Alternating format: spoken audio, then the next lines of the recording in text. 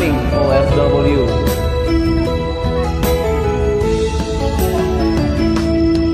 Noong ako ay nag-ibang bansa, dala ang pangarap at pangamba, pagtulo ng luha, di alintana, kagustuhan, maiahon ang pamilya.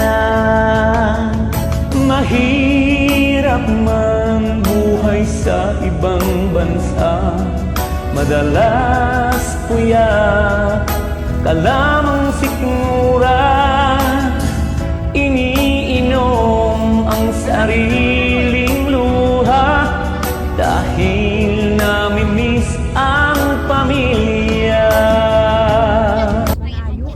Oh, lagpas pa. Halos isang oras din. Oh, isang oras. Kaya ako nahihilo ako pag uwi.